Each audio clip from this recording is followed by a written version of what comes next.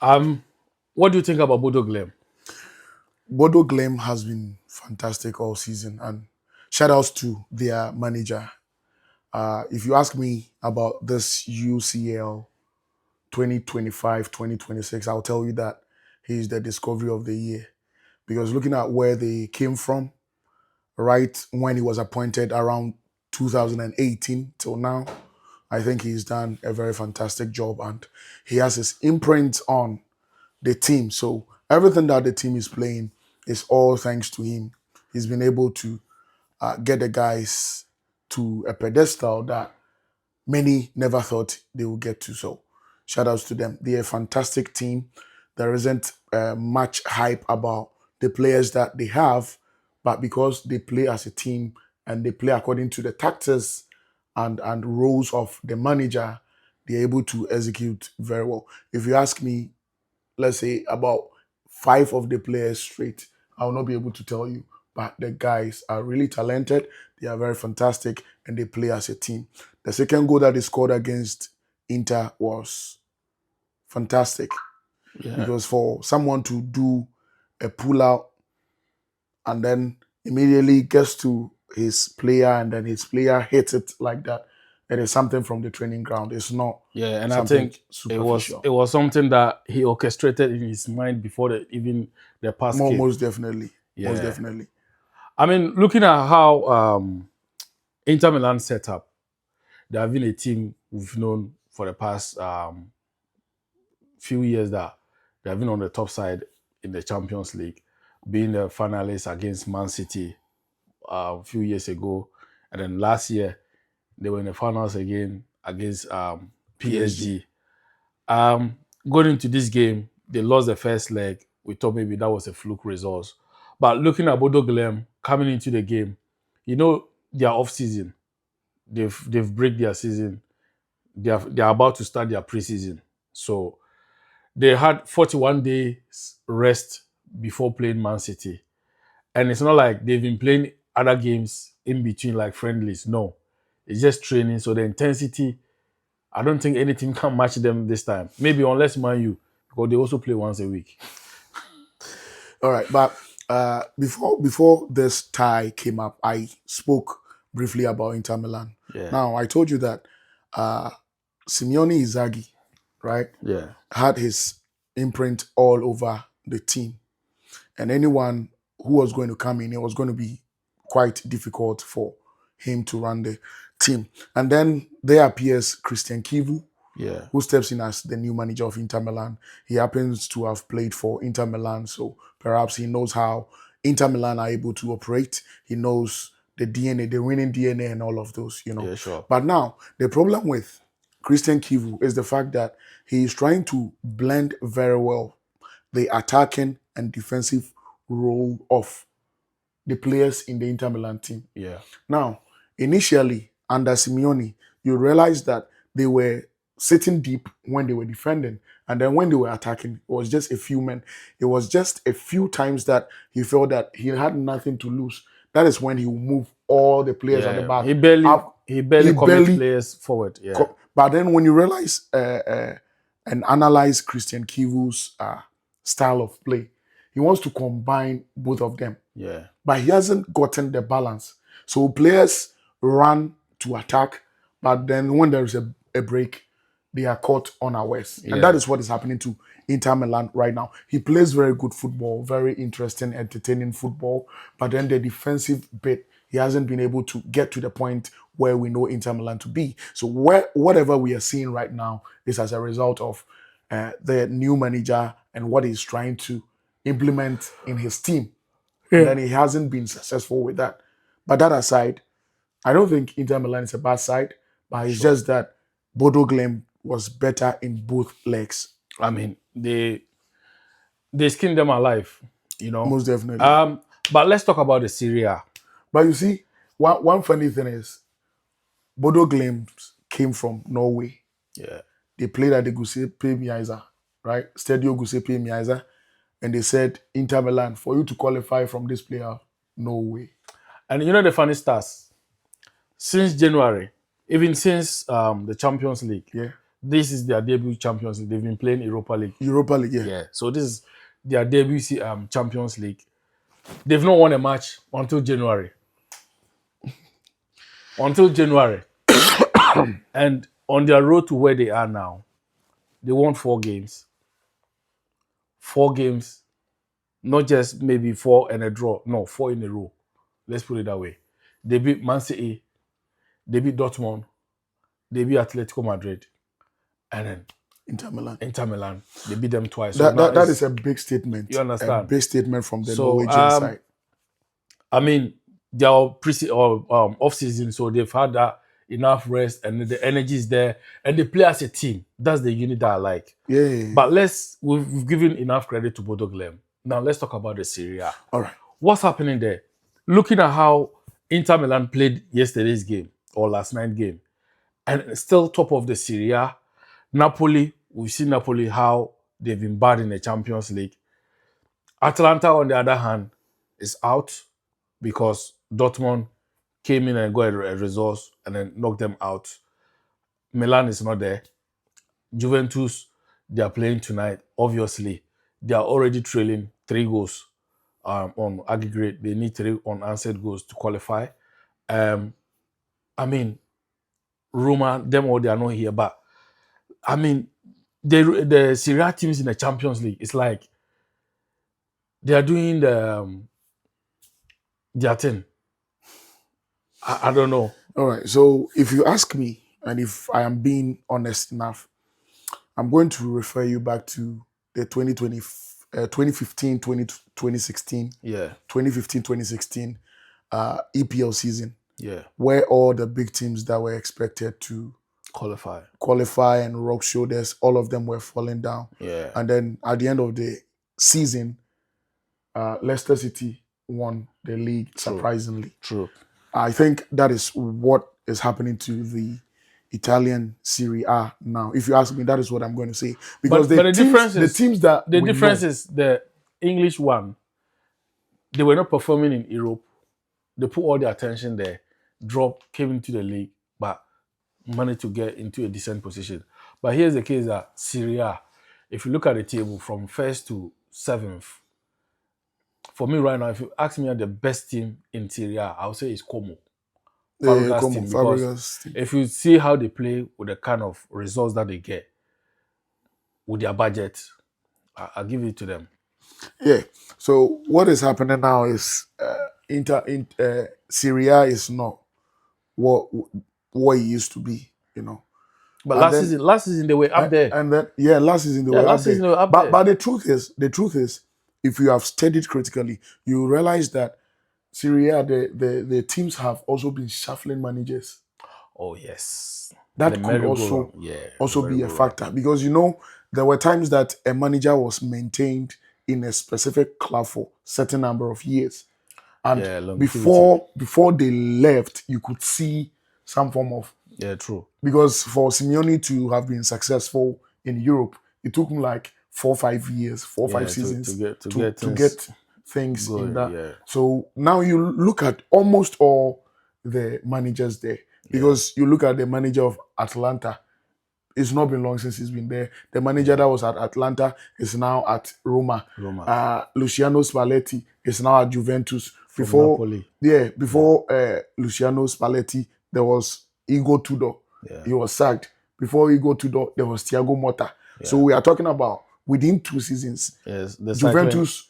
The cycling of the managers is you understand? Juventus has had like about 3 managers, which is uncharacteristic of Juventus, because usually what Juventus does is that when they pick a manager and then, or even Syria, they are known for not sacking managers just like that within the season. Yeah. It's always at the end of the season. But now I think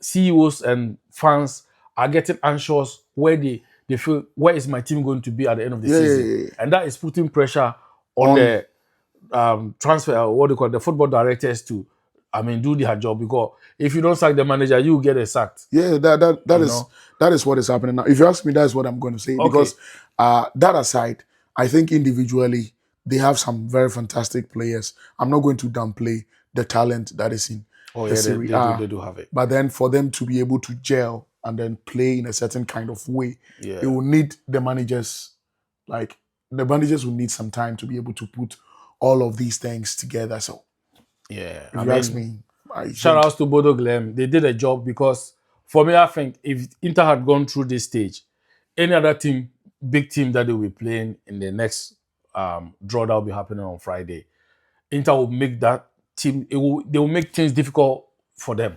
yeah, We that's saw what they did to Barcelona. We saw what they did to Bayern Munich a few years ago. We saw. yeah. I mean, let's go to Atlanta, another Serie A team against Dortmund. That first leg they lost 2-0. So going into this, they were deficit in the what do you call it? In the tie. So they had to overturn this tie into their favor, but it didn't happen. Take me through that. All right. So Atalanta, Dortmund. For anyone who thought that Hello? Atalanta was going to get a Bernardo. walk in the park, it wasn't going to be easy because Niko Phone do me Kovac, the throwback. Niko Kovac going into that game knowing that he had a result in hand, it was just something that he would die defending for it Yeah. because in the Bundesliga he has not been fantastic. Yeah. And then if he wants to maintain his job, then his focus should be on making progress in the UCL. So I think that is what he went on to do. And then that part where people were mocking Ademola Lookman when He there left. was an issue with him, the Yeah, yeah. manager, and all of those, and then they made it feel as if he wasn't. See, Lookman has given his best for Atalanta, Of course. and then for more than 60 years, Atlanta had not won any major European He trophy. he delivered. And he delivered on that He day. He not gave just delivered, he ordered it on Amazon, delivered himself, he picked up himself, signed for in the final with a hat trick. with a hat trick Sealed, against a team that had not lost lost a any game game in the in season. the season. So Bro, you can have your opinions to yourself, but for me, they missed Lookman. okay. You know, Dortmund in their league form is also like Atlanta. They've not been decent in their league form, but the Champions League they've been rocking. So they've been rocking up points and wins. So let's go to Newcastle versus Karabakh, Eddie Howe the on Kuraba. Eddie Howe on any normal day is What was the ever aggregate? 9-3. yeah. That's a cricket scoreline, bro. That's a cricket scoreline. This is like Bangladesh versus Pakistanis, you know? Yeah, on any normal day, Eddie Howe is a fantastic coach. That is what I keep saying because uh, he's not able to get all the players that he needs because of the financial fair play. Yeah, But even with what he has, he's able to get some massive results, and I think that is very encouraging. And it has been part of the reason why they've gotten to this part in the UCL. Now, we are talking about a manager who handed Bournemouth some years back, and Bournemouth was nothing to write home about. oh yeah. But He then brought them from the championship. Yeah. he brought them, and then he took them through. And then Bournemouth has now become one of the teams to look forward to going into every EPL season, like from the time that he Yeah. was there till the time I that mean, he left. So for Eddie Howe Bournemouth, is a fantastic manager, and he executed his plans yeah. perfectly, and he got the better of Karabakh. His time at Bournemouth was like Alpha and Omega, the beginning and the end. He brought them up, he sent them down. Um, the last couple of weeks, I've had some sympathy for Eddie Howe and his men, how the fixtures has gone against them. And it's all because they have not got a big squad or depth to go through all these games. Sorry. The last 7 or 9 games, if you see the teams that they've played the likes of PSG, Liverpool, Man City, even Man City twice. They've played Spurs. We know they'll be in championship next season. Next season we'll be doing championship podcast for Spurs, and Wednesday night, Stoke versus Spurs. It's going to be an interesting one. What do you think? Or Carlisle versus Stoke, Carlisle versus Tottenham. It will be interesting to see that, but for me, I'm not tipping Tottenham to go on relegation. It's becoming reality. Well, It's let's becoming wait and see. reality. Let's wait and see. When I remember, I've forgotten the year when Newcastle went down, and even West Ham. When West Ham went down, it was Sam Allardyce who brought them. It was the same thing that was happening. Oh, West Ham cannot go down. They are too good to go down. But at the end of the day, we saw them doing galamsey. They were digging everything on the ground. I mean, let's go to the other one. That was Atletico Madrid. No, you're talking about the empathy that you have Oh, for sorry, yeah. Newcastle. Yeah. Yes, because they've not got enough squad, the big squad, to go through all these games. So he's been forced to maintain at least 9 of his 11 players, starting players that they've played all these games. Tiredness will come, suspensions will come, a lot of them. If you compare his squad to the rest of the so-called big six, you could see that he's like a rich poor boy, a rich man's son who is poor. They've got the money, but they cannot spend it. All right. So if you ask me, one other thing that I'm looking at is the fact that Newcastle, the players that they were able to bring in, right? Yeah, They didn't have enough time to gel. to gel with the other players. If you ask me, because see, Some came with injuries. when they got Wisa was out injured. Yeah, When they got Watamade, the season was already on. yeah, So immediately he came, he just had to fit in. yeah. And then they got Anthony Elanga. And then even after training with the guys, per Eddie Howe and what he wanted to get out of him as a player for his team, he wasn't getting it. So And I think, he was starting from the bench. yeah, I think this season the player who has stepped up for them, if you take out Bruno Guimaraes and Anthony Gordon, I would say this Harvey Barnes. Yeah, Harvey Barnes. He's really stepped up, taking some games on his neck, carrying the team forward. Yeah. So Against PSG in the Champions League last day, he could have won. He could have single-handedly won Newcastle that game. yeah. The amount of decent chances that he got, and then he couldn't put away. It was, amazing. Yeah. So I think all these, when we put all of these things together, it could as well be some of the reasons why Newcastle has Of course, been able to yeah. excel. So for me, I'm looking forward to a Newcastle where at the end of the season, if they're able to make some purchases, all of them will get to train, Yeah. increased squad depth, and then moving into the next season, perhaps they will be able to cut because they have fantastic individual So players. the thing is, like, now, if they want to really go big, Yeah. they've already got £130 million sitting in the account. Isak's money. They've not spent it, so it's there. If they are to sell one of their key players and get that money and use that money, get it back into the team, get enough squad depth. Already Isak is gone. If they should sell one of their key players, which let's say 100 million or 80 million pound player, add to the Isak money, I think they can have about four guys coming into. Who will be that Newcastle player that you think he will be the likely person to leave? I think Guimaraes is one, and then Tonali. Tonali, yes. Yeah, Sandro Tonali. What about Anthony Gordon? Because yesterday we've seen that they've come to debunk some statements saying that he's not for sale at any price. That should tell us that there are teams knocking on the door. Yeah, there are teams knocking on the door. People talking to the agent. Can we make him available? We want to start a conversation. I think Anthony Gordon might as well be on the way, but for now, nothing has been confirmed yet. And then it is still football, so anything can happen at any time. If you ask me, I will take him at Liverpool. If Salah goes next season, I will take him. You will take him to Liverpool? Yeah, he's a Liverpool fan. He's a Liverpool boy. I'll take him. I will take him any day. He's not a prolific scorer.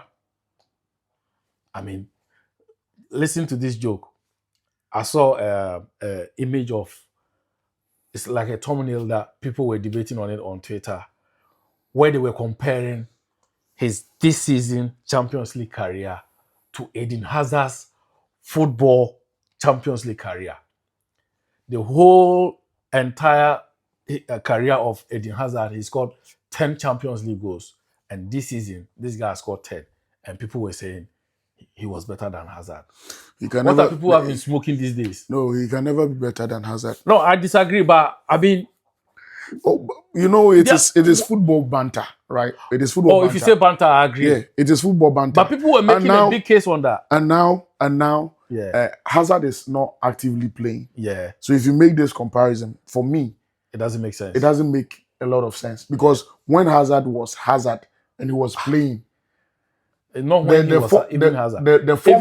Even when he went to Madrid, that he dipped. Yeah. He was still better than Anthony Gordon. Anthony Gordon, because what we're talking about is an Anthony Gordon who is shy.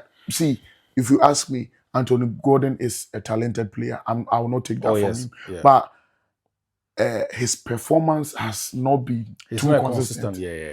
You are talking about a Hazard who gave Chelsea more than 4 solid seasons of brilliance. Whenever I see an English player with another player with this kind of banter, I always know where the fan base are coming from. So it's fine. Yeah, because that aside, see, one thing I've realized about the English media is that when one of their own starts shooting, they will not give the person the chance to blossom, and then they will be making unnecessary imaginations, and before you realize this, but the same thing happened to that guy called Saido Brahino. Oh, Saido Brahino. When he was even Revan Morrison. Yeah, when he was playing for West Bromwich Albion. Yeah. At a point, they made it seem as if the guy is the best thing that has ever happened to the striking force of. By the end of the day, he ended up playing for DR Congo. Two seasons ago, we saw people bringing stars, backing up stars, saying Phil Foden is better than Paul Gascoigne. So, it is them. Let's go to Spain. Where is Phil Foden now? He's somewhere in the freezer. He's at the bench. Yeah. I'm very sure that next season, Man City will buy plastic chair for him because the bench is becoming hard. So let's sit here without our passports, without our visas. Let's fly to Spain. Atletico Madrid. What a job. What a job. They put all their anger to get this qualification.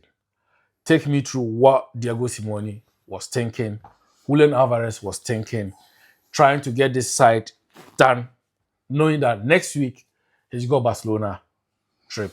So what I'm saying is that Diego Simeone wanted to win the match in Belgium when they played against Club Brugge in the previous leg. Yeah. But some way, somehow, Club Brugge was able to get results against them. Like they drew, they got a point from the match, and coming into their own stadium, even as at halftime, it was level. Yeah. So I see it that the halftime changed everything. Yeah. He might have said something to the guys that got them very angry and then pushed their adrenalines up to get the result that he got. Because yesterday, if you asked me, right? Yeah. I'll tell you that Atletico Madrid was playing better football than Club Brugge. Yeah.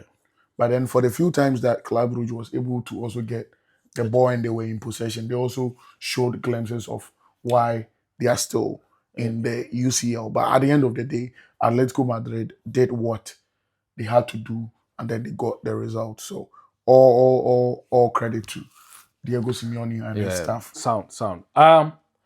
22nd of May, 2026, this year, there was supposed to be a friendly match between Ghana and Mexico. No, let me put it this way. There was supposed to be a match between the Mexican drug cartel versus the Ghana Galamsey and Tramor gangsters. But as we know what has been happening in Mexico, we've read a lot about it individually. What are your thoughts on this World Cup that still few months away from happening. Do you think it should be a concern for FIFA to move Mexico as one of the cities to host it to either US or Canada? I think UEFA and FIFA, all the football bodies, might have considered all of these before they set uh, the Yeah, before they set the venue, yeah, right? And then for me, if you ask me, I'll tell you that football as a sport is a unifier. So if they still go on to let them be the host, then yeah. perhaps they are using it to bring some form of sanity to the place. Because since they started these drug businesses, drug uh, campaigns, and all of those, it hasn't worked effectively. That is why they still have some of these Cartels operations and operating. cartels operating. So for me, Mm. if FIFA goes on to state it there, I'll say that it's for peace to reign because it is that one thing that brings everybody together. That aside, if we are to still, or FIFA is to still ensure that they host the the World Cup there, Yeah, then there should be a tight security. sure. There should be But a this tight, security, tight, eh, tight this security. security that we are talking about, those people who are going to benefit this security are going to be the players. How about the fans? They are coming from different, locations. How's the security going to work? And mind you that these people can also mix themselves in a mix of we are also fans, and then they know what they are planning for. You It know is what I it mean? is going to be a dangerous risk if Yeah. FIFA should still go on to host the World Cup there, like in Mexico, For as peace, as a UK we venue. are ready. UK we are ready. Even Spain we can share with them. Yeah, I mean, but uh, for now, let's hold on and see what next FIFA is going to do. Perhaps with the killing of one of the biggest drug lords, yeah. For maybe. me, I think from now going FIFA, whenever organizing such tournaments, they should always have a backup city or country in case of anything. We can go on with that. That's my opinion, though. I mean, yesterday, all the games, who was your best player of the night? Mm. That is a quick one. I don't want you to go far. I just want you to. I'm taking you back to Milan. In that game, who was the one key player you would say, oh, this player was tremendous? And that player, I'm not giving you a clue. Just I'm No, asking no, your no, no. opinion, You yeah. go on. Okay, me, my player, that guy, whether his name is Hoagie or Hoggy, I don't know. Yeah, yeah, He's been a dispatch rider. the Bodø Glimt striker. Yes, he's been a dispatch rider. He dispatched City. All these games that they won. He's the catalyst of He's the it. catalyst. Yeah. The manager has built the team around Do you him. think Chelsea should be going for him? If we get him, why not? You everything you want. Oh, it's not about everything we want. Oh, No, everything Chelsea you no, want. no. Within This is what you did that you went for Liam Delap. Championship player, he came, just had a decent season. It's not even a fine season. And then you went for him. Now see how the lap came to Chelsea without his flap. So that's a bar, bro. I guess That's yeah. a bar. See, you buy a player. If I'm a scout and I'm buying a player, Thiago, the son of Messi, Yeah. the goat. Okay. If I see Thiago and I'm buying, I say, who's your father? Messi. Oh, genius. I'm buying him. You understand? But you are buying a player who, in his father's career, the only thing he could do was just to be doing this long throw. And because this guy is back in the Premier League, look at how the teams are now playing. Rugby. Look at Everton against what do you call it? Man United. Every set pieces was like a wrestling. Take me through why this game, set pieces has become key components for managers. It's not like they are trying to score, but they are forcing to score. So gradually, set pieces and all of those, they are becoming the dark arts in They are, football. yeah, Yeah, they are. because when the ball goes into the sky, the ball is not for anybody Yeah, until the ball lands. And even with the second ball, it's yeah, not for anybody. yeah, So going into it is a kind of a 50-50 yeah, kind of, the chance is not for anyone. But then if you are able to master yeah, the act of fixing your gaze on the ball, making sure that it gets to you on the first drop and the second drop, you can make something out of it. good. So I think that is what the teams are now practicing and now are focusing more on it. And that is what Arsenal has been using. Yeah, not just Arsenal. Brentford started it, and then Arsenal has made it a hit. More now, more they buy a yen a hit. Yeah, yeah, You yeah. understand that line? Yeah, so that is what is happening. And then this one will take people back to the time that Tony Polis Oh, started doing some of this stuff at Stoke that City. guy. Do you know where he used to buy players? So, He goes to Pure Gym, JD Gym. He stand in front of the gym. When people are coming to the gym, he just look at you. Then you sign, he take you and sign you. yeah, yeah, Because yeah. he was just signing bulky Yeah. tall men. Yeah, because I Bullies. remember the days where he had Ryan Shawcross Oh. and all of those guys. You And know, at a point, they had a team that the shortest person in the team was 6.11. Imagine 6.1. And do you know who it was? oh, Jermaine Pennant. that guy went to a podcast and he wanted to. I mean, let me put this out there. We have these three midfielders: Andro Pirlo, Xavi, Xavi Hernandez, and Tony Kroos. As a football fan or as a football manager, you are to choose one as your number 6. Start one, bench one, sell one. Let me know in the comment section, who are you starting? Are you starting Xavi? Are you starting Pirlo? Are you starting Tony Kroos? And who are you benching and who are you selling? Let us know in the comment section. In our next episode, we'll react to that. See ya. Cameraman. Cameraman. Camera.